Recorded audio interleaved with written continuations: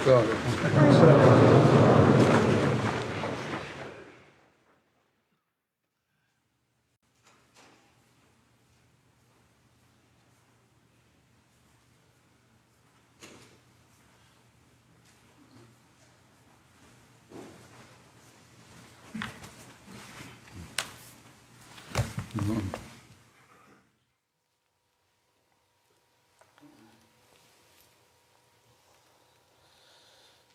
الله أكبر.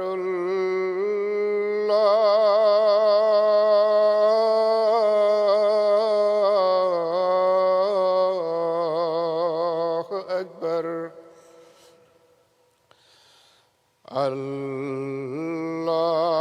الله أكبر.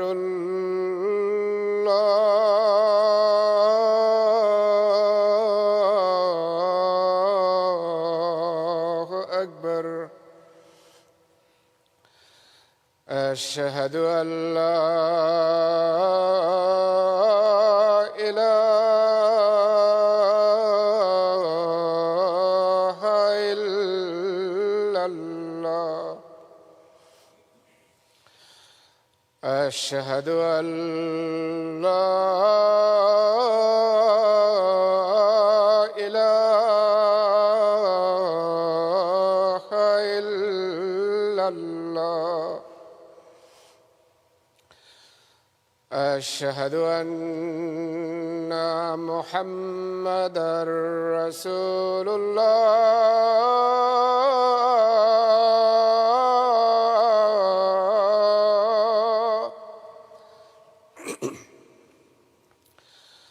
أشهد أن محمدًا رسول الله. حي على الصلاة.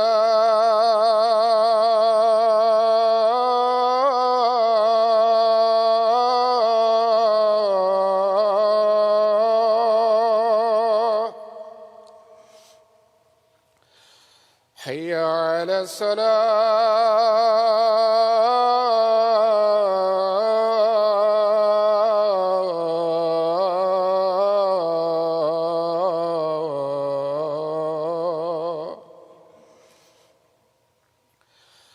حي على الفلاح.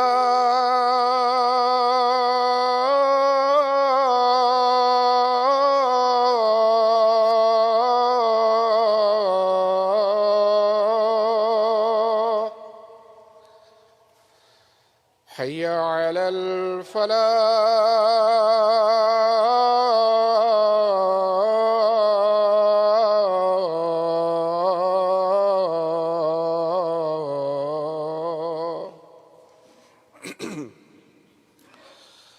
الله أكبر.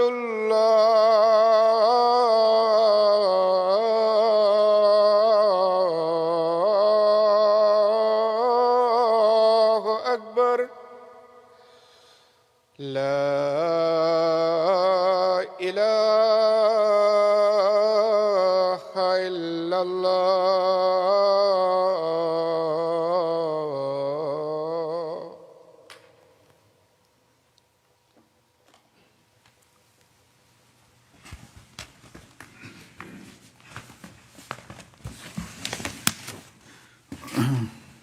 السلام عليكم ورحمة الله.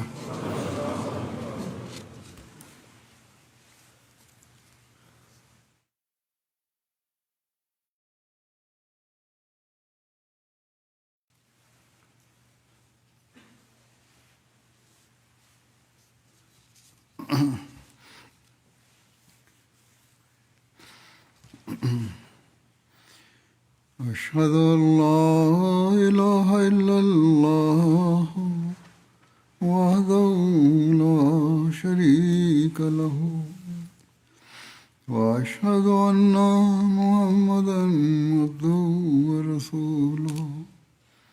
أما بعد فأعوذ بالله من الشيطان الرجيم.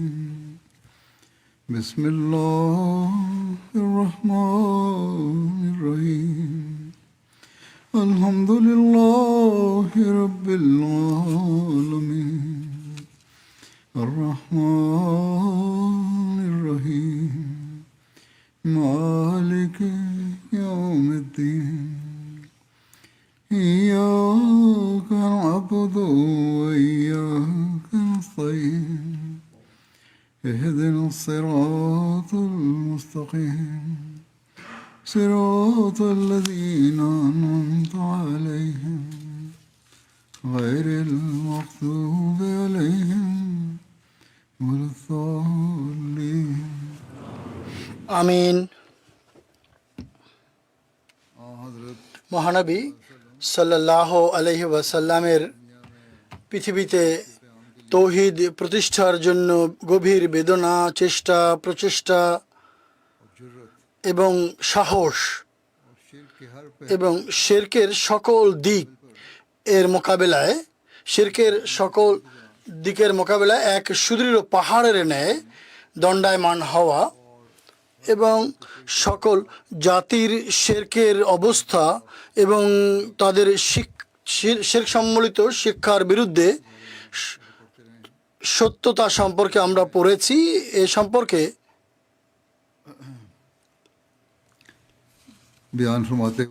উল্লেখ করতে গিয়ে হযরত মসিহ মাউদ আলাইহিস সালাতু ওয়াস সালাম বলেন, ধারণা করা উচিত, মনে করা উচিত যে কতটা বীরত্বের সাথে মহানবী সাল্লাল্লাহু আলাইহি ওয়াসাল্লাম অবিচলতার সাথে তার নবুয়তের দাবির ওপর হাজার হাজার বিপদ সৃষ্টি হওয়া এবং লক্ষ লক্ষ শত্রু দণ্ডায়মান এবং ভয়ভীতি প্রদর্শনকারী এবং ধর্ম সত্ত্বেও তিনি শুরু থেকে শেষ পর্যন্ত অবিচল ছিলেন, দৃঢ়ভাবে প্রতিষ্ঠিত ছিলেন।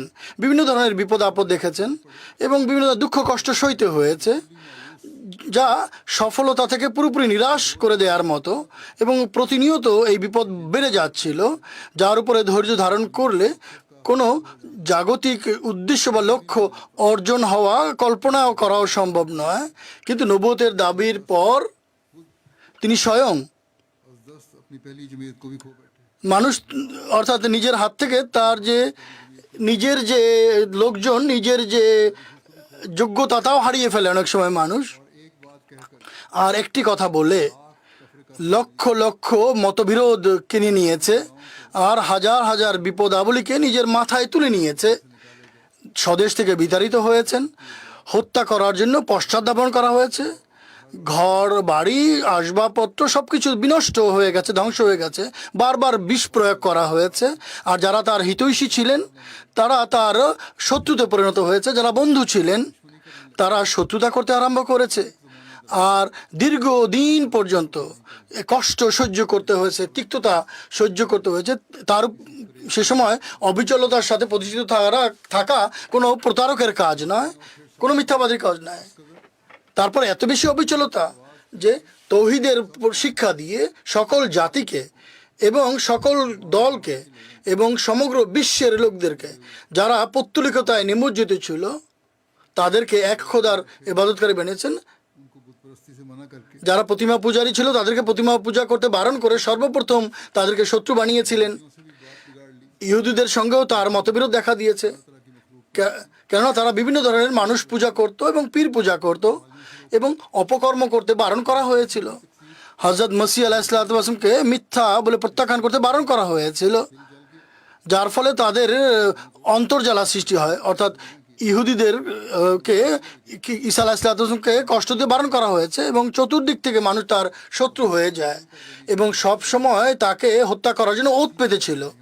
একইভাবে খ্রিস্টানদেরকেও তিনি রাগিয়ে দেন, কেননা তাদের যে ধর্মবিশ্বাস ছিল যে হযরত ঈসা আলাইহিস সালাতু ওয়াস সালামকে তারা শুধু খোদার পুত্র করেছিল এবং তিনি ফাঁসিতে ঝুলে বা শুলে ক্রুশবিদ্ধ হয়ে অন্যদেরকে মুক্তি দিয়ে গেছেন। অবশেষে যারা তারকা পূজারী তারা অসন্তুষ্ট হয়ে যায়, কেননা তাদেরকেও তারকা পূজা করতে বারণ করা হয়েছিল। আর মুক্তির একমাত্র উপায় শুধুমাত্র তৌহিদকে আখ্যায়িত করেছেন। তিনি বলেছেন এটি ন্যায় বিচারের কথা। পৃথিবী পৃথিবী বা জগৎ উপার্জন করার এটিই কি একমাত্র মাধ্যম ছিল? সেই যুগের লোকেরা তার উপরে লোকেরা আপত্তি করত। সকল ফেরকা বা এমন ধরনের দুঃখ কষ্টদায়ক কথা তাকে শুনিয়েছে, তিক্ততাপূর্ণ কথা শুনিয়েছে, যারা সবাই তার বিরোধিতায় উঠে পড়ে লেগেছিল এবং সব ধরনের সীমা ছাড়িয়ে গিয়েছিল।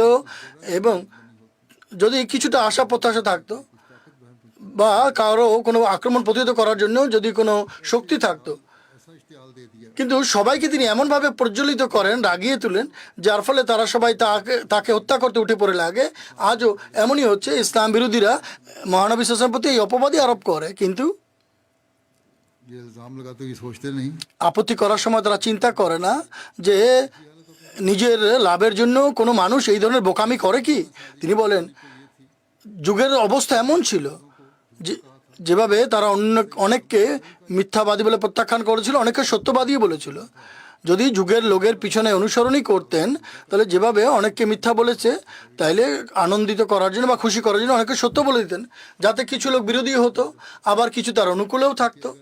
বরং আরববাসীদের যদি বলা হতো যে তোমাদের লাত এবং উজ্জা সত্য প্রতিমা, তাহলে তারা তো তখনই তার পায়ে পড়ে যেত, তার চরণে লুটিয়ে পড়তো এবং তাকে মাথায় তুলে রাখতো। और हमीयत कौम সে সমস্ত বড় বড় নেতা, বয়োজ্যেষ্ঠ এবং প্রবীণরা তার বিরোধী হয়ে গিয়েছিল। গোত্র পূজা ছিল এবং গোত্র পূজার জন্য তারা সব ধরনের ত্যাগ করতে প্রস্তুত ছিল এবং সমস্ত কথা তো তারা আগেই স্বীকার করে নিয়েছিল। শুধু যদি বলতো যে তোমরা প্রতিমা পূজা করো, তাহলে আনন্দিত হয়ে যেত আর মন প্রাণ দিয়ে তার আনুগত্য করতে আরম্ভ করতো। पेश भी किया था। এই প্রস্তাবই তারা দিয়েছিল, কিন্তু চিন্তা করা উচিত যে মহানবী সাল্লাল্লাহু আলাইহি ওয়াসাল্লামের একসঙ্গে সবাইকে बिगाड़ लेना, সবার সঙ্গে বৈরিতা সৃষ্টি করা, इससे ज़्यादा दुनिया के लिए कोई नफरती चीज़ न। সে যুগে এর চেয়ে বেশি ঘৃণিত জিনিস আর কিছু ছিল না, যার কারণে শত শত বিপদ তার উপরে নেমে এসেছিল, বরং তাকে প্রাণে হত্যা করার হুমকি ধামকিও দেওয়া হয়েছিল। তারপরও তিনি দৃঢ়তা অবলম্বন করা, এটি কি কোনো জগৎ লাভের জন্য তিনি করেছিলেন? আর যদিও ইতিপূর্বে এ কারণে তিনি তার সমস্ত জগৎ এবং সমস্ত লোকজনকে তিনি বৈরী করে রেখেছিলেন। অতএব এই বিশ্বাসের কারণে যা প্রকাশ করলে कैद और जंजीर নবাগত মুসলমানরা জেল, জুলুম এবং শৃঙ্খলাবদ্ধ হতো, তাহলে কোন উদ্দেশ্য অর্জন করতে তিনি চেয়েছিলেন? তিনি একাই নয়, বরং তার অনুসারীদেরও কষ্ট সহ্য করতে হয়েছে তৌহিদের ঘোষণা দেওয়ার কারণে। জগৎ উপার্জনের জন্য এইটাই একমাত্র পদ্ধতি ছিল যে সবাইকে তিক্ত বাক্যের দিকে, যা তাদের বিশ্বাসের প্রতিপন্থী ছিল, এমন কথা শুনিয়ে সবাইকে এক মুহূর্তে প্রাণের শত্রুতে পরিণত করা হয়েছিল। আর একটি দুটি জাতির সঙ্গে তিনি বন্ধুত্ব রাখেননি, যারা প্রতারক এবং মিথ্যাবাদী হয়। যখন কোনো মানুষ কোনো জিনিস আকাঙ্ক্ষা করেন, তখন তারা সাবধানতা অবলম্বন করেন। তারা কি এভাবে তবলিগ করেন? না, কখনোই না। যার ফলে বন্ধু ও শত্রু হয়ে যায়। যারা কোনো প্রতারণার মাধ্যমে জগৎ উপার্জন করতে চায়, তাদের নীতি কি কখনো এটি হয় যে कि भाई अखबार की सारी दुनिया একেবারে এক মুহূর্তের মধ্যে সমগ্র পৃথিবীকে তারা শত্রুতে পরিণত করে ফেলে এবং সবসময় নিজের প্রাণকে হুমকির মুখে ঠেলে? सबसे सुलहकारी इख्तियार करते हैं। তারা তো নিজেদের প্রাণ রক্ষার জন্য সবসময় সন্ধির পথ বেছে নেয় এবং সকল ফিরকাকে বা সকল দলকে সত্য বলে স্বীকার করে নেয়। খোদার জন্য সব ধরনের বিপদ বরণ করে নেওয়া তাদের মধ্যে এই বৈশিষ্ট্য কোত্থেকে থাকে? सब वो कुछ ध्यान रखा करते हैं। খোদার শ্রেষ্ঠত্বের প্রতি, মহিমার প্রতি কবে তারা খেয়াল রাখে? এর প্রতি তাদের কি উদ্দেশ্য বা লক্ষ্য আছে যে খোদার কারণে শুধুমাত্র তারা কষ্ট সহ্য করবে? তারা তো সেই কাজই করে যা যা স্বীকার করার জন্য সহজ পন্থা, এটি তারা বেছে নেয়। যদি ধরতেই হয়, তা প্রতারণার সাহায্যে কাউকে যদি ধরতে হয়, তাহলে শিকারির মতো তারা জাল বিছায় এবং সেই প্রতারণার ফাঁদ পাতে, যার মধ্যে পরিশ্রম কম কিন্তু জাগতিক লাভ অনেক বেশি হয়ে থাকে। তাদের পেশা হচ্ছে কপটতা, আর কপটতা হচ্ছে তাদের পেশা। সবার সঙ্গে মিষ্টি মিষ্টি কথা বলা এবং সকল চোর এবং দুশ্মনের সঙ্গে, শত্রুর সঙ্গে ভালো ব্যবহার রাখা, যাতে তারা লাভবান হতে পারে। মুসলমানের সঙ্গে আর হিন্দুদের সঙ্গে রাম রাম বলে সবসময় তারা উঠে পড়ে লেগে থাকে, আর সকল বৈঠকে হায়ের সঙ্গে হা মিলায় আর নায়ের সঙ্গে না মিলাতে থাকে। অর্থাৎ স্বার্থপর লোক, অর্থাৎ যেদিকে বৃষ্টি সেদিকেই ছাতি ধরে। তাদের সঙ্গে খোদার কি এমন সম্পর্ক? খোদার সঙ্গে বিশ্বস্ততা প্রদর্শনের তাদের কি প্রয়োজন? তারা কি কারণে নিজের প্রাণকে মৃত্যুর মুখে ঠেলে দিবে? তাদের প্রয়োজন কি এতে? उस्ताद ने उनको सबक ही তাদের শিক্ষক তাদেরকে একটি মাত্র শিক্ষা দিয়ে থাকে, সবাইকে একথাই বলা উচিত, যা তোমার পথ সেটিই সত্য পথ, जो तेरी राय है আর তোমার যে মত এটিই সঠিক পথ, আর তুমি যা বুঝেছো সেটিই সঠিক। মোট কথা তাদের তাদের পথ সত্য পথ নয়, তাদের মিথ্যা মিথ্যা নয়, আর সত্য এবং মিথ্যার প্রতি কোনো প্রক্ষেপই থাকে না। বরং যার হাতে उनका তাদের मीठा हो जाए কিছু মুখ মিষ্টি হবে সেই তাদের তাদের তাদের মতে জেন্টলম্যান হবে, সেই তাদের মতে ভদ্র মানুষ, এবং যার পক্ষ থেকে তারা ভয় দেখবে তাকেই তারা তাদের জন্য বিদ্রোহী মনে করবে, এবং তাদেরকেই তারা সব কিছু বানিয়ে দেওয়ার চেষ্টা করে যাতে কোনো ক্ষতি না হয়।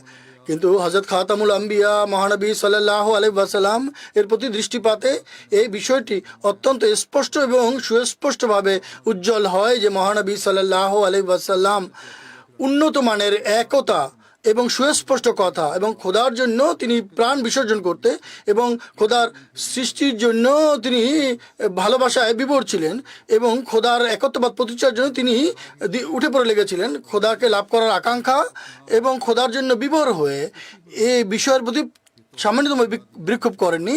তৌহিদের আহ্বান করার জন্য কোন কোন বিপদ আমার মাথায় নেমে আসবে এবং পৌত্তলিকদের হাতে কোন ধরনের দুঃখ কষ্ট এবং বেদনা আমাকে পেতে হবে, বরং সকল দুঃখ কষ্ট কাঠিন্য এবং বিপদ আপদ নিজের প্রাণের উপর বরণ করে নিয়ে নিজের খোদার নির্দেশ পালন করেছেন এবং সংগ্রাম এবং ওয়াজ নসিহতের যে দায়িত্ব দিয়েছেন তা পালন করেছেন এবং কোনো ভয় প্রদর্শনকারীকে তিনি কোনোভাবেই মূল্য দেননি। আমি সত্য সত্য বলছি, সকল নবীদের ঘটনার মধ্যে এমন এমন বিপদাবলীর ঘটনা এবং এমন খোদার উপরে নির্ভরকারী ব্যক্তি বা নবী সুস্পষ্টভাবে শিরক এবং মানুষ পূজা থেকে বারণকারী এবং এত বেশি শত্রুতা এবং এত বেশি অবিচল এবং খোদা তাআলার বিশ্বাসের উপর প্রতিষ্ঠিত থাকার মতো ব্যক্তি একজনই ছিলেন। নবীদের ইতিহাস ঘেঁটে দেখো, এমন অবিচল কাউকে তোমরা পাবে না। অতএব কিছুটা ইমানদারির সঙ্গে চিন্তা করা উচিত এই পুরো অবস্থা কিভাবে মহানবী সাল্লাল্লাহু আলাইহি ওয়াসাল্লামের আভ্যন্তরীণ সত্যতার প্রমাণ হিসাবে আমাদের সামনে সুস্পষ্ট হয়। এছাড়া যখন বুদ্ধিমান ব্যক্তি এই পরিস্থিতির উপরে পরিধান করে যে সেই যুগ যে যুগে মহানবী সাল্লাল্লাহু আলাইহি ওয়াসাল্লাম আবির্ভূত হয়েছিলেন সত্যিকার অর্থে এমন এক যুগ ছিল যে যুগের অবস্থা বর্তমান যুগের অবস্থা এক মুসলিম একজন সংস্কারক এবং ঐশী পথ প্রদর্শকের মুখাপেক্ষী ছিল এবং যে যে শিক্ষা দিয়েছেন তাও সত্য শিক্ষা ছিল আর এমন ছিল যার একান্ত প্রয়োজন ছিল। যুগ এমন বিভ্রান্ত যুগ ছিল, তখন একজন সংস্কারকের বা কোনো পথ প্রদর্শকের প্রয়োজন ছিল, কোনো পথ দেখানোকারী লোকের প্রয়োজন ছিল, তখনই তিনি এসেছিলেন। আর এই সমস্ত কিছুর সমষ্টি ছিলেন মহানবী সাল্লাল্লাহু আলাইহি ওয়াসাল্লাম। এরপর এই শিক্ষা এমন প্রভাব বিস্তার করে দেখিয়েছে যে লক্ষ লক্ষ হৃদয়কে সত্য এবং সাধুতার দিকে টেনে এনেছে এবং লক্ষ লক্ষ বক্ষে লা ইলাহা ইল্লাল্লাহর চিত্র অঙ্কন করে দিয়েছে এবং যা নবুয়তের যে মূল লক্ষ্য এবং কারণ যে উদ্দেশ্য অর্থাৎ তালিম বা শিক্ষা এবং নাজাতের পথ মুক্তির নীতি বর্ণনা করে তাদেরকে এমন পর্যায়ে উপনীত করেছে যা অন্য কোনো নবীর হাত দ্বারা কোনো যুগে কখনো এটি সম্পন্ন হয়নি। অতএব এই সমস্ত ঘটনার প্রতি লক্ষ্য করলে অবলীলায় এই হৃদয় থেকে এই সাক্ষী উদ্ভূত হবে যে মহানবী সাল্লাল্লাহু আলাইহি ওয়াসাল্লাম অবশ্যই খোদার পক্ষ থেকে সত্য একজন পথ প্রদর্শক ছিলেন। যে ব্যক্তি বিদ্বেষ মুক্ত এবং হঠকারী হয় না, হঠকারী হলে সে খোদাকে অস্বীকার করবে, নতুবা এই সমস্ত প্রভাব যা মহানবী সাল্লাল্লাহু আলাইহি ওয়াসাল্লামের পুরোপুরি কার্যক্রমের মধ্যে প্রদর্শিত হয়েছে অন্য কোনো নবীর জীবনে আমরা দেখতে পাই না। এরপর তিনি আলাইহিস সালাম বলেন, হিন্দু এবং অন্যান্য নবী রসুলদেরকে মিথ্যা আখ্যা দিয়ে শুধুমাত্র বেদের ভজন করে যা যা আছে শুধুমাত্র বেদই আছে। খ্রিস্টানরা সকল শিক্ষা ঐশী শিক্ষাকে ইঞ্জিলই সমাপ্ত হয়ে গেছে বলে বিশ্বাস করে। তারা মনে না যে প্রত্যেক প্রত্যেক পুস্তকের পর্যায়ক্রমে শিক্ষা রয়েছে সেই যুগের চাহিদা অনুযায়ী, এবং যে গ্রন্থ তৌহিদের অনুকূলে বেশি সাক্ষ্য দিবে সেটি উপকারী। আসল বিষয় হচ্ছে ঐশী গ্রন্থ যার মধ্যে তৌহিদের বেশি শিক্ষা থাকবে। আর এ কারণেই অস্বীকারীরা একত্ববাদের শিক্ষাকে অস্বীকার করে, তাদের মধ্যে যত গুণই থাকুক না কেন তারপরেও তারা মুক্তি পেতে পারে না।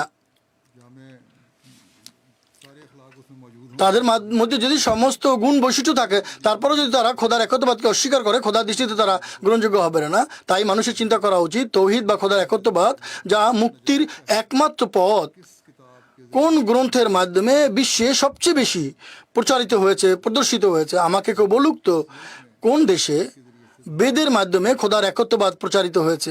কেউ বলতে পারবে না এটি।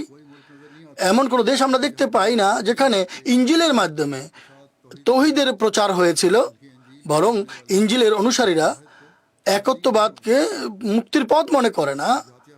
তারা মুক্তিপ্রাপ্ত মনে করে না যারা একত্ববাদে বিশ্বাসী। আর পাদ্রীরা তৌহিদের অনুসারীদেরকে অন্ধকারের অমানিসায় ঠেলে দেয়। তারা বলে যারা তৌহিদে বিশ্বাসী বা এক খোদাকে বিশ্বাস করে, তৃতীয়বাদকে মানে না, তারা তো আগুনে নিক্ষিপ্ত হবে, যেখানে কান্নাকাটি আহাজারি করাই তাদের কাজ হবে। এবং সেই অন্ধকার আগুন থেকে কেই বাঁচবে? যে খোদার উপরে মৃত্যু, বিপদ এবং ক্ষুধা, পিপাসা এবং বেদনা এবং দুঃখ, কষ্ট और हलूल हमेशा के लिए এবং সব সময়ের জন্য এগুলোকে বরণ করবে, নতুবা বাঁচার বা মুক্তির আর কোনো পথ নেই। অর্থাৎ হজরত ঈসা আলাইহিস সালামের চিত্র অঙ্কন করেছে। অর্থাৎ সেই যে কাল্পনিক বেদ যা ইউরোপের দুটি বড় জাতি ইংরেজ এবং রাশিয়ান বাসীদের মাঝে বন্টন করে দেওয়া হয়েছে। এখন তো আরও অনেক দেশ অন্তর্ভুক্ত হয়েছে, আমেরিকাও বলে। এখন এমন কথাও বলছে অনেক দেশ যে আমেরিকার প্রেসিডেন্টের যারা সহানুভূতিশীল, ঈসা আলাইহিস সালামের দ্বিতীয় যে আবির্ভাব তা সম্ভবত ট্রাম্পের আকারে আবির্ভূত হয়েছে। আল্লাহ মাফ করুন, হুজুর বলেছেন যে বাকি সব একত্ববাদী এই অপরাধে, যারা সব অপরাধ থেকে খোদাকে মুক্ত মনে করে, যারা খোদাকে থেকে মুক্ত মনে করে তারা নিক্ষিপ্ত হবে দোজখে। আমাদের এই লেখার মোট কথা, আমাদের এই লেখার উদ্দেশ্য হচ্ছে আজ ভূপৃষ্ঠে সেই জিনিস যার নাম হচ্ছে তৌহিদ শুধুমাত্র উম্মত মহানবী সাল্লাল্লাহু আলাইহি ওয়াসাল্লামের উম্মত ছাড়া অন্য কোনো জাতির লোকদের মাঝে পাওয়া যায় না। পবিত্র কোরআন শরীফ ছাড়া অন্য কোনো গ্রন্থের নিদর্শন পৃথিবীতে পাওয়া যায় না যা কোটি কোটি সৃষ্টিকে ঐশী একত্ববাদের শিক্ষায় শিক্ষিত করবে এবং সেই এক খোদার দিকে পথ প্রদর্শন করবে। সকল জাতির মধ্যে সকল জাতি নিজ নিজ খোদা বানিয়ে নিয়েছে, কিন্তু মুসলমানদের খোদা তিনি যিনি আদি থেকে এক এবং অন্তহীন, এবং আদি থেকেই তিনি সেভাবে আছেন, যেভাবে পূর্বে ছিলেন এখন তেমনই আছেন। অতএব এই পুরো ঘটনা এমন যার দ্বারা ইসলামের পথ প্রদর্শকের সত্যতা, নবুয়তের সত্যতা আমাদের কাছে সূর্যের মতো, দিবালোকের মতো সুস্পষ্ট হয়, সূর্যের মতো উজ্জ্বলভাবে প্রতিভাত হয়। কেননা নবুয়তের যে উদ্দেশ্য বা কারণ ছিল তা মহানবী সাল্লাল্লাহু আলাইহি ওয়াসাল্লামের পবিত্র সত্তা দ্বারাই সুস্পষ্টভাবে প্রতিপন্ন হয়। যেভাবে वैसा ही आकल लोग যেভাবে ঐশী গুণাবলীর মাধ্যমে এটি প্রদর্শিত, সেভাবে বিচক্ষণ লোকেরাও মহানবী সাল্লাল্লাহু আলাইহি ওয়াসাল্লামের এই সত্যতা চিনতে সক্ষম হয়। सामने से शनाख्त किया जाता है। যেভাবে খোদার সৃষ্টি থেকে খোদার সত্যতা জানা যায়, ঠিক একইভাবে বিচক্ষণ লোকেরা খোদা তাআলার নবীর মাধ্যমে যে শিক্ষা, এই শিক্ষার মাধ্যমে খোদাকে চিনতে পারে। কোনো স্রষ্টা মাধ্যমে যে জিনিস সৃষ্টি হয়েছে, যে বস্তু সৃষ্টি হয়েছে, তা দেখে তিনি যদি কোনো জিনিস সৃষ্টি করে থাকেন তার দ্বারা তার স্রষ্টাকে চেনা যায় যে তিনি কত সুন্দর জিনিস বানিয়েছেন, সৃষ্টি করেছেন। ঠিক একইভাবে খোদা তাআলার পক্ষ থেকে যে সংস্কারক আসেন তাকে চেনার উপায় কি? তিনি তৌহিদের প্রচার করেন। একইভাবে হাজার হাজার এমন অনেক ঘটনা রয়েছে যার দ্বারা মহানবী সাল্লাল্লাহু আলাইহি ওয়াসাল্লামের খোদা তাআলার একত্ববাদী হওয়ার বিষয়টি প্রমাণিত হয়। এটি কি বিস্ময়কর ঘটনা নয় যে এক নিঃস্ব, অসহায়, নিরক্ষর, এতিম, দরিদ্র এবং এতিম এমন যুগে, যে যুগে সকল জাতি অর্থনৈতিক, সামরিক সমস্ত শক্তি রাখত, তাদের সামনে তিনি তার অকাট্য প্রমাণ দ্বারা সবার মুখ বন্ধ করে দিয়েছিলেন। এবং বড় বড় মানুষ যারা হাকিম বা বিচারক ছিলেন এবং যারা দার্শনিক আখ্যায়িত হতেন। फाश यानी फलसफी के लाने वाले और बड़े स्कॉलर जो थे, বড় বড় স্কলার ছিলেন বা দার্শনিক ছিলেন, তাদের মুখ বন্ধ করে দিয়েছিলেন। তারপর নিরুপায় বা অসহায় এবং দারিদ্রতা সত্ত্বেও তিনি এমন শক্তি প্রদর্শন করেছেন যে রাজা বাদশাদেরকে তাদের সিংহাসনচ্যুত করেছেন এবং সেই সিংহাসনে দরিদ্রদের বসিয়ে দিয়েছেন। যদি খোদার সাহায্য না হয় তাহলে এটি কার সাহায্য ছিল? সমগ্র বিশ্বের জ্ঞান, শক্তি, সামর্থ্য দিয়ে বিজয় লাভ করা, ঐশী সাহায্য সমর্থন ছাড়া কখনো কেউ লাভ করতে পেরেছে কি? मुसलमान फरमाते हैं হযরত মসিহ মাউদ হাসান বলেন, ইতিহাস স্পষ্টভাবে বলছে আর পবিত্র কোরআনের বিভিন্ন স্থানে স্পষ্টভাবে নাজেল হয়েছে যে মহানবী সাল্লাল্লাহু আলাইহি ওয়াসাল্লাম সেই যুগে আবির্ভূত হয়েছিলেন যখন জগৎবাসী, সমগ্র জগতে পৌত্তলিকতা, ভ্রষ্টতা এবং মানব পূজা ছড়িয়ে পড়েছিল, সৃষ্টি পূজা ছড়িয়ে পড়েছিল এবং সবাই সত্য ধর্মকে পরিত্যাগ করেছিল এবং সিরাতে মুস্তাকিমের পথ ভুলে গিয়ে সকল ফেরকা ভিন্ন ভিন্ন বেদাতের পথ বা নতুন নতুন পথ বেছে নিয়েছিল। পৌত্তলিকতার উপরে আরবে জোর ছিল। পারস্যে আতশপরস্তি বা তারকা পূজা ছিল, অর্থাৎ সেই যুগে তারকা পূজা ছিল, অর্থাৎ আগুন পূজা করতো, দুঃখিত। আর এছাড়া প্রতিমা পূজা ছাড়া, আগুন পূজা ছাড়া আরও বিভিন্ন ধরনের সৃষ্টি পূজায় তারা রত ছিল। আর সেই দিনগুলোতেও বিভিন্ন खुदा के बंदे खुदा बनाए गए, পুরনো গ্রন্থাবলীতে যার মাধ্যমে বিভিন্ন ধরনের খোদা যারা বানিয়েছিল সেগুলোকে তারা মেনে নিয়েছিল, অর্থাৎ এই ধরনের পুস্তক প্রচার করা হয়েছিল। আর জন ডেভেনপোর্ট পাদ্রি হুজুর বলছেন যে वो कहता है সেই ডেভেনপোর্ট বলছে এবং কয়েকজন অনেক ইংরেজ দার্শনিক বলছে যে খ্রিস্টান ধর্ম ছাড়া অন্য কোনো ছিল না, খারাপ ধর্ম ছিল না। ডেভেনপোর্ট এবং অন্যান্য বিচক্ষণ খ্রিস্টানরাও লিখেছিল, ये लिखा है फाजिल अंग्रेजों ने, ইংরেজ দার্শনিকরা লিখেছিল এমন কোনো ধর্ম খারাপ ছিল না যে ধর্ম খ্রিস্টান ছিল। অর্থাৎ পাদ্রীদের অপকর্ম এবং তাদের ভুল বিশ্বাসের ফলে ধর্মের উপরে বিপদ নেমে এসেছিল এবং যারা ঈসাকে বিশ্বাস করত তারা এক দুজন নয় বরং বিভিন্ন জিনিস খোদার আসন গ্রহণ করেছিল। মহানবী সাল্লাল্লাহু আলাইহি ওয়াসাল্লাম এমন চরম বিভ্রান্তির সময় আবির্ভূত হওয়া, যখন সে যুগের পরিস্থিতি, যুগের অবস্থা একজন বুজুর্গ এবং একজন সংস্কারককে হাতছানিয়ে রাখছিল এবং খোদা তাআলার হস্তক্ষেপের প্রয়োজন ছিল এবং তাকে আবির্ভূত করে এক জগৎকে তৌহিদ, একত্ববাদ এবং সৎকর্মের মাধ্যমে আলোকিত করা এবং শিরকের মূল উৎপাটন করে, যা হচ্ছে উম্মুশরুর সমস্ত অনিষ্টের মূল, এর মূল উৎপাটন করা। এটি কথার স্পষ্ট দলিল যে মহানবী সাল্লাল্লাহু আলাইহি ওয়াসাল্লাম খোদার সত্য রসুল এবং সব রসুলের চেয়ে শ্রেষ্ঠ রসুল ছিলেন। তার সত্য হওয়া, তার সত্যবাদী হওয়া এর দ্বারা প্রমাণিত इस आम जलालत के যে এই সাধারণ ভ্রষ্টতার যুগে খোদা তাআলার এক সত্য পথ প্রদর্শকের মুখাপেক্ষী ছিল এবং এই জগৎ দাবি করছিল যে একজন সংস্কারক আসে। যখন মানুষ বিকৃত হয় তখন খোদার পক্ষ থেকে সংস্কারক আসেন, কেননা এটি খোদা তাআলার ঐশী বিধানের এটি নিয়ম যে যখনই মানুষ পথভ্রষ্ট হয়ে যায়, অমানিসায় নিমজ্জিত হয়ে যায়, তখন খোদার রহমত বর্ষিত হয়ে তাদের সেই অমানিসা দূর করে। অতএব যখন দুর্ভিক্ষ দেখা দেয়, বৃষ্টি না হয় আর মানুষ ক্ষুধার্ত থাকে, দুর্ভিক্ষ হয়, তখন মানুষ মারা যায় যত্রতত্র, তখন পরাক্রমশালী খোদা বৃষ্টি বর্ষণ করেন। আর মহামারীর কারণে যখন লক্ষ লক্ষ মানুষ মারা যায় তখন তিনি নির্মল বায়ু প্রবাহিত করেন, যার মাধ্যমে সেই মহামারী দূরীভূত হয়ে যায়। আর কোনো জাতি যখন অমানিসায় নিমজ্জিত হয় তখন খোদা তাআলা কোনো সংস্কারকে প্রেরণ করেন। ঠিক একইভাবে যখন মানুষ খোদা তাআলার পথ ভুলে যায় আর তৌহিদ এবং সত্য পথ পরিত্যাগ করে, তখন খোদা তাআলা তার পক্ষ থেকে কোনো মানুষকে পরিপূর্ণ দুরূহশিদা দিয়ে তার বাণী এবং ইলহামের সম্মানে সৌভাগ্যমণ্ডিত করে মানুষের হেদায়েতের জন্য প্রেরণ করেন, যাতে যতটা বিকৃতি দেখা দিয়েছে তার সংশোধন তিনি করতে পারেন। এবং এর পেছনে মূল উদ্দেশ্য হচ্ছে খোদা তাআলা যিনি চিরঞ্জীব, সমগ্র বিশ্বের জন্য সমগ্র বিশ্বকে চিরঞ্জীব রাখেন এবং তিনি তার ভরসায় সমগ্র জগৎ চলে। তিনি आसरे से ही है, उसी की वजह से তার কারণেই সমস্ত কিছু সৃষ্টিতে রয়েছে। তিনি কোনো তিনি তার কোনো সৃষ্টিকেও কল্যাণ পৌঁছাতে তিনি বিরত হন না, বরং সকল বৈশিষ্ট্য নিজ নিজ সময় তাৎক্ষণিকভাবে তার যে কার্যকারিতা তা প্রদর্শন করে। অতএব মানুষের বিবেক এটি দাবি করে যখন সব ধরনের বিপদ আপদ খোদা তাআলার পক্ষ থেকে নেমে আসে, তখন খোদা তাআলার বৈশিষ্ট্যের বিপরীতে দেখা দেয়, তখন খোদা তাআলার সেই বৈশিষ্ট্য কার্যকর হয় এবং বিদ্যবাদীদের স্বীকারোক্তি এবং পবিত্র কোরআনের বক্তব্য থেকে সুস্পষ্টভাবে প্রমাণিত হয় যে মহানবী সাল্লাল্লাহু আলাইহি ওয়াসাল্লামের আগমনের প্রয়োজনে এ সমস্ত বিপদাবলীর প্রভাব ছিল এবং বিশ্বের সকল জাতি তৌহিদ এবং নিষ্ঠা এবং সত্যবাদিতার পথ পরিত্যাগ করেছিল।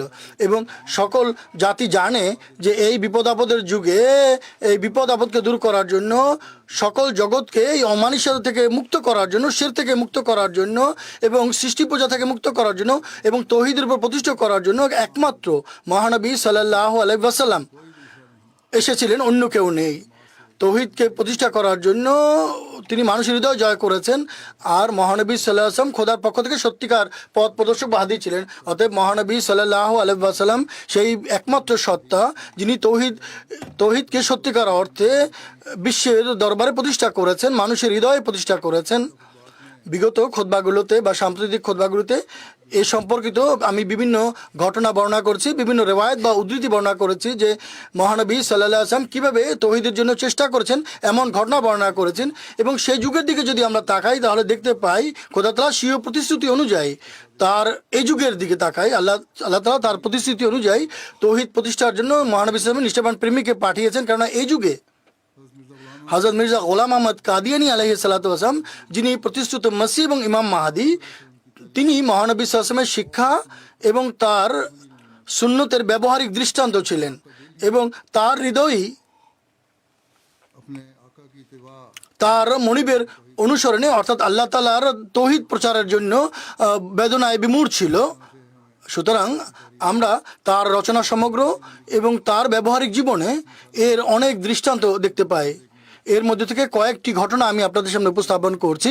হযরত মসিহ মাউদ আলাইহিস সালাম বলেন, আল্লাহ তাআলার আমাদের সঙ্গে বিস্ময়কর সম্পর্ক, আমাদের প্রতি এই ইলহাম আনতা মিন্নি বিমানজিলাতি তাওহীদি ওয়া তাফরিদি, একটি নতুন ধরনের ইলহাম। আমরা এর পূর্বে অন্য কোনো ইলহামে এই বাক্য দেখতে পাইনি। এর অর্থ যা আমাদের ধারণা মতে হবে তা হচ্ছে, এর অর্থ হচ্ছে তৌহিদের অনুসারী যে এমন সময়ে মামুর বা নিযুক্ত হবে যখন পৃথিবীতে খোদার তৌহিদের অবমাননা করা হয়েছে চরমভাবে আর অত্যন্ত তুচ্ছ তাচ্ছিল্যের দৃষ্টিতে দেখা হবে। এমন সময়ে আগমনকারী ব্যক্তি মূর্তিমান তৌহিদ হিসেবে আবির্ভূত হবেন। ये एक मजलिस में बयान किया था। একটি বৈঠকে তিনি কথা বর্ণনা করেছিলেন।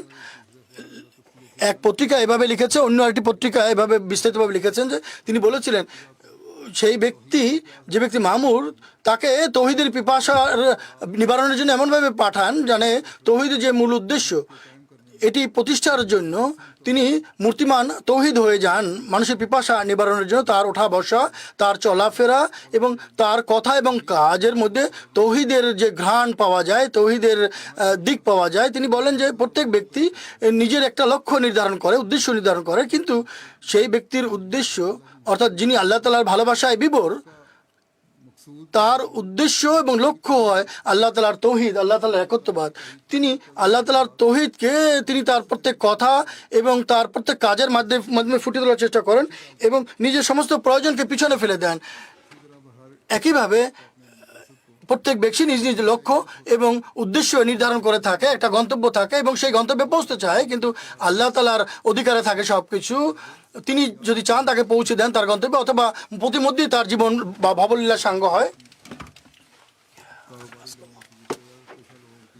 যারা ব্যবসায়ী মানুষ আছে বা জাগতিক স্বার্থের পেছনে ছুটছে আর তারা নিজেদের একটি লক্ষ্য নির্ধারণ করে, হয় আল্লাহ তাআলা তাদেরকে তাদের লক্ষ্যে পৌঁছে দেন অথবা তারা পূর্বেই মৃত্যুবরণ করে। তারা তাদের ধন সম্পদ, সম্মান, স্ত্রী, সন্তান ইত্যাদির জন্য অনেক বেশি উদ্বিগ্ন থাকে আর অনেক সময় এসব বিপদাবলিতে পড়েই তারা আত্মহত্যাও করে ফেলে। কিন্তু সেই ব্যক্তি যে খোদা তাআলার পক্ষ থেকে প্রত্যাদিষ্ট হয়ে আসেন, তার এই জোশ খোদা তাআলার তৌহিদের জন্য হয়ে যায় এবং নিজের ব্যক্তিগত আকাঙ্ক্ষার পরিবর্তে খোদা তাআলার তৌহিদকে প্রতিষ্ঠা করার জন্য তিনি বেকুল থাকেন। আমি মনে করি এমন সময় এই শব্দগুলো আল্লাহ তাআলার পক্ষ থেকে আসে যে আনতা মিন্নি বেমানজিলাতে তৌহিদি ওয়া তাফরিদি, অর্থাৎ আল্লাহ তাআলা তার তৌহিদকে অনেক ভালোবাসেন, আল্লাহ তাআলা নিজের তৌহিদকে অনেক ভালোবাসেন। আর এই তৌহিদের কারণেই আল্লাহ তাআলা কখনো মহামারী, কখনো দুর্ভিক্ষ, আর কখনো তার নবীদের হাতের তরবারে এর প্রতিষ্ঠা করার জন্য বহু মুশরিক প্রাণকে ধ্বংস করেছেন। মক্কা ও মদিনা মুনাওয়ারার অবস্থাও শুধুমাত্র এই কারণেই কঠিন হয়ে উঠেছিল। মুসা আলাইহিস সালামের বিষয়টিও এই তৌহিদের জন্যই तौहीद के लिए था। ছিল। मुस्लिम হযরত মুসলিমাউদ আলাইহিস সালাম শিরকে এবং এর সূক্ষ্ম দিকের কথা তুলে ধরতে গিয়ে বলেন যে এটিও উচিত যেন সকল ধরনের শিরক থেকে আত্মরক্ষা করা হয়। সূর্য, চন্দ্র, আকাশের তারকারাজি, এ, বায়ু, অগ্নি বা অন্য কোনো জিনিসকে যেন খোদা আখ্যা দেয়া না হয়, আর এমন কোনো জিনিসকে যেন এমন সম্মান ও ভরসাস্থল না বানানো হয় যে সেগুলো খোদার শরীক হয়ে উঠবে। আর নিজের সাহস বা মনোবলকেও কোনো কিছু মনে করা উচিত নয়, কারণ এটিও শিরকের একটি প্রকার। আর এইসব কিছু করেও এটি যেন মনে করা হয় যে আমরা কিছুই করিনি। আর নিজের জ্ঞানের উপরও যেন ভরসা না করা হয়, আর নিজের আমলের উপরও কোনো গর্ব না করা হয়, বরং নিজেকে অজ্ঞ মনে করুন এবং অলস মনে করুন, এবং খোদা তাআলার দরবারে সর্বদা যেন আত্মা প্রণত হয়ে থাকে। সবকিছু করার পরও আল্লাহ তাআলার কাছে বিনীত হও যে আল্লাহ তাআলা তোমার কৃপা বলেই সবকিছু সাধিত হবে। মানুষের জ্ঞান কোনো শিক্ষকের মুখাপেক্ষী আর সীমাবদ্ধ, অর্থাৎ মানুষের জ্ঞান হলো কোনো শিক্ষকের মুখাপেক্ষী এবং লিমিটেড বা সীমাবদ্ধ, কিন্তু খোদার জ্ঞান কোনো শিক্ষকের মুখাপেক্ষী নয় আর অসীম। অর্থাৎ খোদার জ্ঞান অসীম, সেখানে কোনো সীমা নেই। মানুষের শ্রবণ শক্তি বাতাসের মুখাপেক্ষী। মানুষের যে শ্রবণ শক্তি রয়েছে সেটি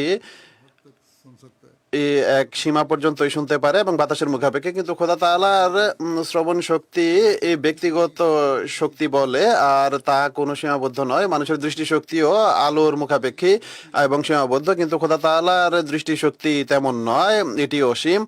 অনুরূপভাবে মানুষের সৃষ্টি করার শক্তি কোনো উপকরণের মুখাপেক্ষী এবং সীমাবদ্ধ, কিন্তু খোদা তাআলার সৃষ্টি শক্তি কোনো উপকরণেরও মুখাপেক্ষী নয় এবং কোনো সময়েরও মুখাপেক্ষী নয় এবং অসীম, কেননা তার সমস্ত বৈশিষ্ট্য অসীম হয়ে থাকে। আর যেমনটি তিনি অসীম, তার বৈশিষ্ট্য অসীম। যদি তার কোনো একটি গুণ সসীম হয় তাহলে তার সমস্ত গুণই সসীম হয়ে যাবে।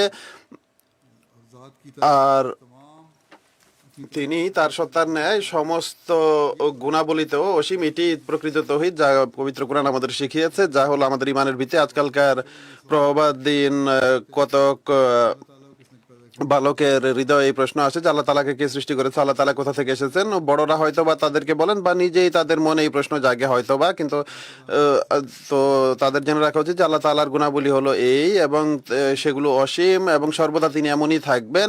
তিনি সবকিছু সৃষ্টি করেছেন, তাকে কেউ সৃষ্টি করেনি। শেষ বিষয়ের যে কল্পনাই করা যেতে পারে, যা নিজে নিজে সৃষ্টি হয়ে বা নিজের সত্তায় প্রতিষ্ঠিত, তিনি হলেন সত্তা। হযরত মুসলিম আলাইহিস সালাম বলেছেন যে স্মরণ রেখো, প্রকৃত তৌহিদ যার স্বীকারোক্তি খোদা তাআলা আমাদের কাছে চান এবং যার স্বীকারোক্তির মাধ্যমে আমাদের নাজাত লাভ সম্ভব, তা হলো এই যে খোদা তাআলা নিজ সত্তায় সমস্ত শরীক থেকে, তা প্রতিমা হোক, মানুষ হোক বা অন্য কোনো শক্তি হোক, সূর্য হোক, চন্দ্র হোক বা নিজের আত্মা বা ষড়যন্ত্র বা পরিকল্পনা যাই হোক, সেগুলো থেকে মুক্ত, এবং তার বিপরীতে অন্য কিছুকে কোনো কিছু মনে না করা। কোনো সম্মান দানকারী বা অসম্মানকারী সত্তা নেই তিনি ছাড়া।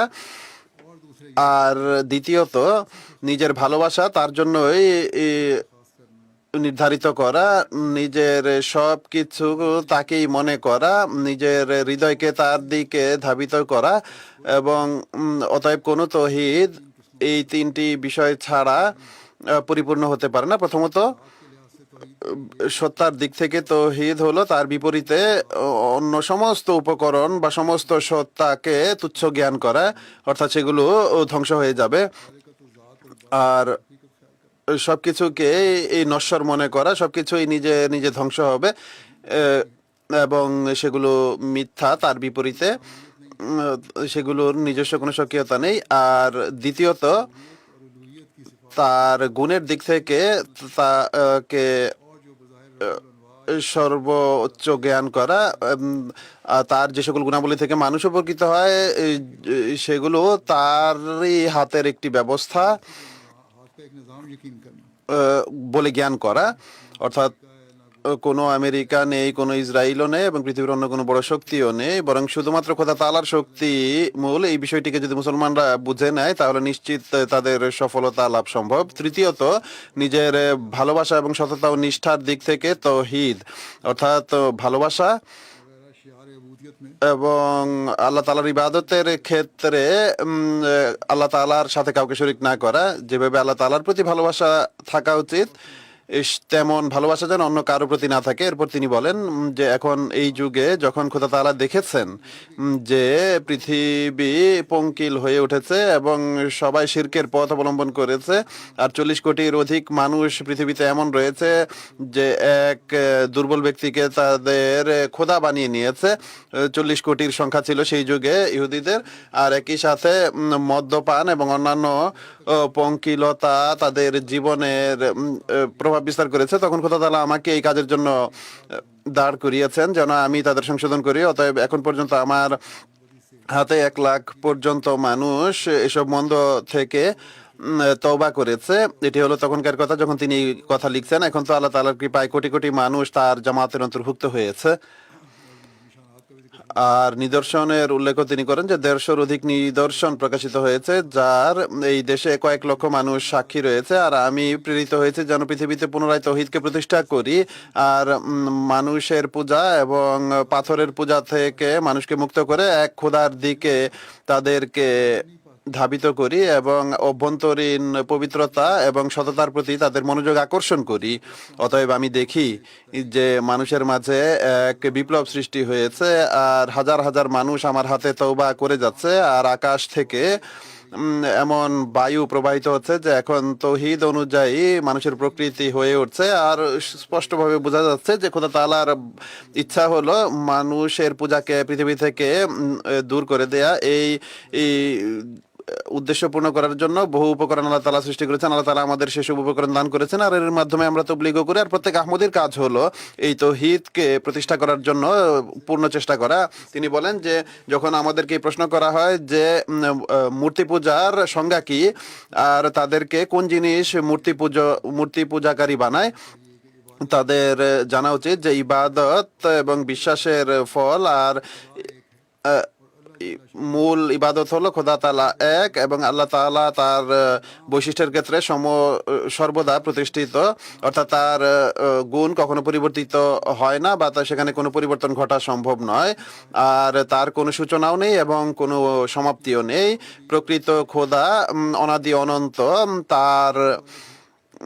তাকে কেউ জন্ম দেয়নি, অর্থাৎ তিনি জন্ম নেননি। প্রকৃত খোদা অসীম অনন্ত, অনাদি অনন্ত, তিনি কখনো জন্ম নেননি। আর এমন সব বৈশিষ্ট্যের ঊর্ধ্বে তিনি যেগুলো চিন্তা করলে আমাদের হৃদয়ে তার প্রতি ঘৃণা জন্মে। আমাদের হৃদয় তার বৈশিষ্ট্যেই কল্যাণমণ্ডিত হতে পারে। এমন কোন হৃদয় আছে, এমন কোন হৃদয় আছে যে তার তৃতীয়বাদকে মেনে নিতে পারে? খ্রিস্টানদের শিক্ষা তৃতীয়বাদ, এটিকে কোন হৃদয় গ্রহণ করতে পারে না। যে প্রকৃত নেক প্রকৃতি রাখে তার প্রকৃতি এটি গ্রহণ করতে হবে। তিনি বলেন যে আমি তৃতীয়বাদের সংশোধনের জন্য প্রেরিত হয়েছে। এই কারণেই এই খ্রিস্ট ধর্মে যে সকল মন্দ বিষয় সৃষ্টি হয়েছে সেগুলো সংশোধনের জন্য প্রেরিত হয়েছে। তাই বর্তমান যুগে 40 কোটির অধিক মানুষ যারা হযরত ঈসা আলাইহিস সালামকে খোদা বানিয়ে নিয়েছে, এটাই দেখে আমার হৃদয় এত বেশি কষ্ট পায় যে আমি ধারণা করতে পারি না যে আমার উপর আমার সারা জীবনে এর চেয়ে বেশি, এর চেয়ে বড় কোনো কষ্ট এসেছে কিনা। যদি এই দুঃখ কষ্টে আমার মৃত্যু হতো তাহলে এই কষ্টই আমার জন্য যথেষ্ট ছিল, যেটি আমাকে মেরে ফেলতে পারতো। যে মানুষ এক খোদাকে ছেড়ে এক সামান্য মানুষের ইবাদত করছে, আর কেন তারা সত্য হেদায়েত এবং সততা নিয়ে যে নবী এসেছেন তাকে গ্রহণ করে না। সর্বদা আমার এই কষ্ট থেকেছে যে এই কষ্টে যে আমি মৃত্যুবরণ না করি। তিনি বলেন যে খোদা তাআলা পবিত্র কোরআনে সত্য বলেছেন যে এই মিথ্যার কারণে আকাশ ফেটে পড়ার উপক্রম হয়, যে মানুষকে খোদা বানানো হয়েছে। আর এই ব্যথায় আমার অবস্থা হলো এই যে অন্যরা যদি বেহেশত পায় তাহলে আমার বেহেশত হলো আমি আমার জীবনে যেন এই শিরক থেকে মানুষকে মুক্ত করতে পারি এবং খোদা তাআলার প্রতাপকে বিস্তৃত হতে দেখতে পারি। আর আমার দোয়া হলো, হে খোদা, আমি যদি তোমার পক্ষ থেকে হয়ে থাকি আর তোমার কৃপার ছায়া আমার সাথে থাকে তাহলে আমাকে এই দিন দেখাও যে হযরত মুসী আলাইহিস সালামের মাথা থেকে সেই অপবাদ তুলে দেয়া হবে যে নাউজুবিল্লাহ তিনি খোদা হওয়ার দাবি করেছেন। এক যুগ অতিবাহিত হয়েছে। যে আমার 5 ওয়াক্তের দোয়া হলো খোদা তাআলা যেন তাদের বিবেক বুদ্ধি দান করেন এবং তারা খোদার একত্ববাদের প্রতি ঈমান আনতে পারে আর তার প্রকৃত ঈমানকে চিনতে পারে এবং তৃতীয়বাদকে পরিত্যাগ করে। খ্রিস্ট ধর্ম ব্যবহারিকভাবে ধ্বংস হচ্ছে বা তাদের তৃতীয়বাদের বিশ্বাস, কিন্তু বই পুস্তকে তাদের তৃতীয়বাদ এখনো আছে। খুব কম মানুষই আছে ইউরোপ আমেরিকাতে যারা খ্রিস্ট ধর্মের অনুসারী, কিন্তু তৃতীয়বাদের মতবাদকে যারা পরিত্যাগ করছে তারাও এক খোদাকে মানে না। তাই তাওহীদের প্রতিষ্ঠার জন্য আমাদের যতটা সম্ভব চেষ্টা করা উচিত যেন আমরা এই বার্তা পৌঁছে দিতে পারি। আল্লাহ করুন আমরা যেই উদ্দেশ্যকে পূর্ণ করার জন্য আল্লাহ তাআলা মুসী মাউদ আলাইহিস সালামকে প্রেরণ করেছিলেন এবং যেই তাওহীদের শিক্ষাকে মহানবী শিক্ষার ঘোষণা মহানবী সাল্লাল্লাহু আলাইহি ওয়াসাল্লাম করেছিলেন, সেই প্রকৃত তাওহীদের উপর আমরা যেন আমলও করতে পারি এবং সারা পৃথিবীতে এর প্রচারও করতে পারি। কেননা এখন মানবতার স্থায়িত্বের এটি উপায়, এছাড়া আর কোনো উপায় নেই। আল্লাহ তাআলা আমাদের সেই তৌফিক দান করুন। নামাজের পর আমি জানাজা গায়েবও পড়াবো দুটি। একজন হলেন মোকাররম খাজা মুজাফফর আহমদ সাহেব, যিনি সাবেক আমির ছিলেন শিয়ালকোট জেলার, আজকাল আমেরিকায় বসবাস করছিলেন কিছু কাল থেকে। 91 বছর বয়সে কয়েকদিন পূর্বে ইন্তেকাল করেছেন। ইন্না লিল্লাহি ওয়া ইন্না ইলাইহি রাজিউন। তিনি ওসিয়তকারী ছিলেন।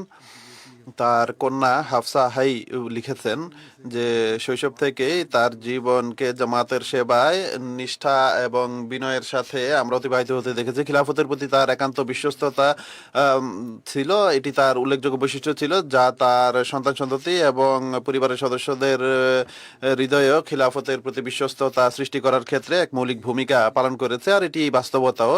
অনেক বিশ্বস্ত এবং নিষ্ঠাবান আহমদী ছিলেন এবং জামাতের প্রতি নিষ্ঠা রাখতেন। যৌবন থেকে নিয়ে শেষ বয়স পর্যন্ত সেবা করার সুযোগ পেয়েছেন। কায়েদ হিসেবে খুদ্দামুল আহমদিয়া কাজ করেছেন, জেলা কায়েদ হিসেবে, স্থানীয় কায়েদ হিসেবে, স্থানীয় আমির হিসেবে, জেলা আমির হিসেবে তিনি সেবা করার সুযোগ পেয়েছেন। হযরত মুসী মাউদ আলাইহিস সালামের মেহমানদের সেবা করার সুযোগ পেয়েছেন। সর্বদা যেই এই প্রতিনিধি দল যেত তাদেরকে নিজের ঘরে রেখে তাদের আতিথেয়তা করতেন। তার চেহারায় এক বিশেষ প্রশান্তি থাকতো যখন তিনি সেবা করার সুযোগ পেতেন। কখনো কোনো কর্মকর্তা সম্পর্কে কোনো কথা তিনি শোনা পছন্দ করতেন না, তা মেনে নিতেন না। কখনো তার সামনে সমালোচনার সুযোগ দিতেন না। আল্লাহ তাআলার উপর একান্ত ভরসা ছিল।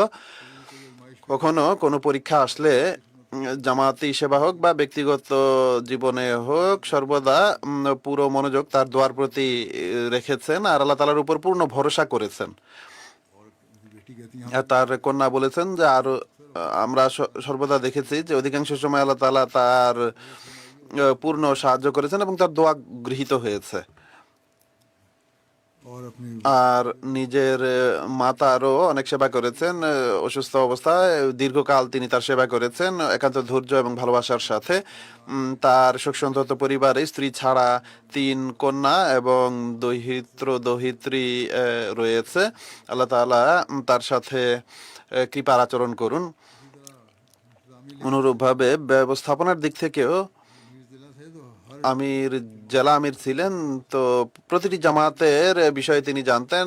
গ্রামের ছোট ছোট জামাত সম্পর্কেও তার জ্ঞান ছিল, সমস্ত পথ তিনি তার জানা ছিল। জেলার অবস্থা সম্পর্কে তিনি পূর্ণ জ্ঞান রাখতেন। এমন নয় যে আমির ছিলেন এই কারণে শহরে থাকতেন, বরং সব জায়গায় যেতেন এবং জলসা চালানোর সময় যখন সেখানে ভালো অবস্থা ছিল, স্পেশাল ট্রেন আসতো শিয়ালকোট থেকেও। जलसे पे शामिल তো জলসায় আগমনকারীদের ব্যবস্থাপনা তিনি খুবই সুচারুরূপে পালন করতেন বা আয়োজন করতেন। খুবই ভালোবাসাপূর্ণ মানুষ ছিলেন এবং সর্বদা নিষ্ঠা ও আন্তরিকতার ক্ষেত্রে পূর্ণ ছিলেন। খুবই বিনয়ী মানুষ ছিলেন। আল্লাহ তাআলা তার মাগফিরাত করুন। दूसरा দ্বিতীয় স্মৃতিচারণ মোকাররম ইদ্রাগো হালিদু সাহেব, বুরকিনা ফাসোর অধিবাসী, স্থানীয় আহমদি তিনি। সেখানকার फौज में मुलाजिम थे। সেনাবাহিনীতে ছিলেন আর আজকাল ওর আয়োগিয়ার একটি গ্রামে ডিউটিতে ছিলেন। সেখানে যেহেতু সন্ত্রাসীদের উপদ্রব রয়েছে বা নৈরাজ্য ছড়িয়ে রেখেছে তারা, 3 মার্চ ডিউটির সময় সন্ত্রাসীদের আক্রমণে তিনি মৃত্যুবরণ করেন, শহীদ হয়েছেন। ইন্না লিল্লাহি ওয়া ইন্না ইলাইহি রাজিউন। তার বয়স ছিল 40 বছর। एक मुखलिस खादम थे। একজন মুখলেস সেবক ছিলেন। 2007 সনে তিনি আহমদিয়াত গ্রহণ করেছেন এবং তার স্ত্রী, आपकी अहलिया अपनी फैमिली में अकेले अहमदी थे। তার পরিবারে একমাত্র আহমদি ছিলেন তিনি এবং তার স্ত্রী। তার পরিবার আর কেউ আহমদি নেই। सादु साहब कहते हैं রিজনাল মুবাল্লেক সাধু সাহেব লিখেছেন যে মরহুম জামাতের খুবই কর্মঠ সদস্য ছিলেন এবং জামাত ও খিলাফতের প্রতি একান্ত বিশ্বস্ততা ছিল। খুবই ইবাদত গুজার এবং নেক মানুষ ছিলেন। কায়েদ খুদামুল আহমদিয়াও ছিলেন। চাঁদা ইত্যাদির ক্ষেত্রে নিয়মিত ছিলেন। জামাতি প্রোগ্রামে অংশ নিতেন নিয়মিত। সেনাবাহিনীর চাকরি সত্ত্বেও বুরকিনা ফাসোর জলসায় প্রতি বছর অংশ নিতেন। মুরব্বী এবং মুআল্লিমদের একান্ত সম্মানের সাথে ব্যবহার করতেন তাদের সাথে এবং তাদের সাহায্যও করতেন বিভিন্ন কাজে। 2008-এ যখন আমি ঘানায় গিয়েছি দৌড়ায় বা সফরে, তখন 2005-এ বুরকিনা ফাসোতেও গিয়েছিলাম, কিন্তু 2008-এ যখন ঘানায় গিয়েছে তখন সেখানে একটি কাফেলা এসেছিল বুরকিনা ফাসোর খুদ্দামদের সাইকেলে করে 1000-এর অধিক কিলোমিটার সফর করে, এবং তাদের সাইকেলও আমাদের এখানকার মতো উন্নত মানের সাইকেল নয়, ভাঙাচোরা সাইকেল করেই তারা 1000 কিলোমিটার সফর করে এসেছিলেন ঘানায় আর আমার সাথে সাক্ষাৎ করেছেন। তিনিও ছিলেন সেই দলে। সর্বদা জলসাতেও তিনি সাইকেলে করেই যেতেন, साइकिल पर जाएगा। সাইকেলেই আসতেন জলসায়। সিম্পরি আব্দুর রহমান সাহেব, লোকাল মিশনারি, তিনি লিখেছেন যে জামাতের নিঃস্বার্থ সেবা করা এবং সর্বদা সেবার জন্য প্রস্তুত পেয়েছে। কোনো কাজের জন্য ডাকলে তাৎক্ষণিকভাবে লাভবাহিক বলতেন। জলসা চালানা এবং অন্যান্য সভায় পূর্ণ দায়িত্বের সাথে কাজ করতেন। যখনই কোনো দায়িত্ব দেওয়া হতো, মানুষ তার কাজের জন্য যেভাবে তিনি নিষ্ঠাপূর্ণ ছিলেন তাই তাকে তার কাজের জন্য ছোট মুআল্লিম বলতো। বরং মুআল্লিমরাও ওয়াকফের চেতনার দিক থেকে সেভাবে কাজ করেন না যেভাবে তিনি করতেন। তিনি তার সেনাবাহিনীতে যখন কোনো কাজ পাননি তখন খুবই চিন্তায় ছিলেন যে আমি আজকাল কোনো কাজ নেই, আমি দরিদ্র এবং জামাতের উন্নতিতে কীভাবে ভূমিকা যখন সেনাবাহিনীতে যোগ দেননি, যা হোক এরপরে তিনি সেনাবাহিনীতে যোগ দেন এবং রীতিমতো চাঁদা আদায় আরম্ভ করেন। খুবই গভীর সম্পর্ক ছিল জামাতের সাথে। যেখানেই তার ট্রান্সফার হতো সেখানে গিয়ে প্রথমে জামাতের সেন্টার বা মসজিদের সন্ধান করতেন এবং জুমার নামাজ ইত্যাদির ক্ষেত্রে রীতিমতো আসতেন। শোকসন্তপ্ত পরিবারে মাতা এবং স্ত্রী ছাড়া এক পুত্র 2 কন্যা রয়েছে। আল্লাহ তাআলা তার মাগফিরাত ও কৃপা করুন।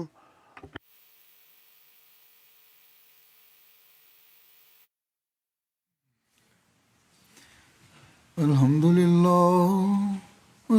لله نحمده ونستعينه ونستغفره ونؤمن به ونتوكل عليه ونعوذ بالله من شرور أنفسنا ومن سيئات أعمالنا من يهده الله فلا مضل له ومن يضلل فلا هادي له ونشهد أن لا إله إلا الله ونشهد أن محمدا عبده ورسوله عباد الله رحمكم الله إن الله يأمر بالعدل والإحسان وإيتاء ذي القربى وينهى عن الفحشاء والمنكر والبغي يعظكم لعلكم تذكرون اذكروا الله يذكركم وادعوه يستجب لكم ولذكر الله أكبر